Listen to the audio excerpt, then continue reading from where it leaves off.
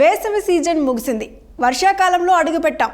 అయినప్పటికీ తెలుగు రాష్ట్రాలతో పాటు దేశంలోని వివిధ ప్రాంతాల్లో కూరగాయల ధరలు కొండెక్కి కూర్చున్నాయి. ఆంధ్రప్రదేశ్, తెలంగాణలో టమాటాతో పాటు పచ్చిమిర్చి ధర చుక్కలను తాకుతున్నాయి.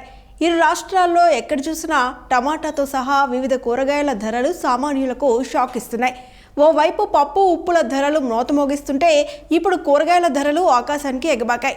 ప్రస్తుతం తెలుగు రాష్ట్రాల్లో ఎక్కడ ఏ మార్కెట్లో చూసినా కేజీ టమాటా ధర 80 నుంచి 100 రూపాయల వరకు ఉంది. ఆంధ్రప్రదేశ్లోని మదనపల్లె, పలమనేరుతో పాటు కర్ణాటకలోని చింతామణితో పాటు ఇతర ప్రాంతాల నుంచి టమాటాలు తెలుగు రాష్ట్రాలకు దిగుమతి చేసుకుంటున్నారు. వాస్తవానికి గతేడాది కూడా ఇదే సీజన్లో టమాటా ధర మోత మోగిపోయింది. ఎందుకంటే ఈ సీజన్లో టమాటా దిగుబడి ఉండదు. పొరుగు రాష్ట్రాల నుంచి టమాటాలను దిగుమతి చేసుకోవాల్సి ఉంటుంది.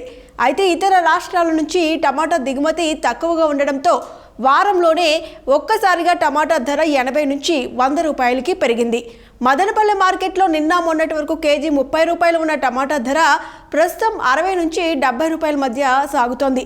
ధర ఎంత పెరిగినా బహిరంగ మార్కెట్లో లభిస్తున్న టమాటా చాలా నాసిరకంగా ఉంటుందని వినియోగదారులు ఆరోపిస్తున్నారు. రైతు బజార్ల వద్ద క్యూ కడుతున్న సామాన్యులు ఆంధ్రప్రదేశ్తో పాటు తెలంగాణలోని ప్రతి మార్కెట్లో టమాటా ధరతో పాటు కూరగాయల ధరలు భారీగా పెరిగాయి.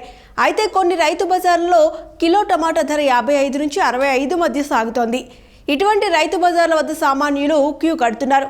టమాటాతో పాటు ఉల్లిపాయ, పచ్చిమిర్చి, బెండకాయ, బీరకాయతో పాటు ఆకుకూరలు కూడా సామాన్యులకు షాక్ ఇస్తున్నాయి. నిన్న మొన్నటి వరకు ఉల్లిపాయలు కేజీ 20 రూపాయలు ఉండగా ఇప్పుడు ఉల్లిపాయల ధర 50 నుంచి 60 మధ్య ఉంది. పచ్చిమిర్చి కేజీ 100 రూపాయలు ఉండగా బీరకాయలు, బెండకాయలు, గోరుచిక్కుడు, అనపకాయ వంటి కూరగాయలతో పాటు ఆకుకూరల ధరలు కూడా బాగా పెరిగాయి. దీంతో సామాన్యులు ఏమీ కొనేటట్లు లేదు, ఏమీ తినేటట్లు లేదు అంటూ వాపోతున్నారు.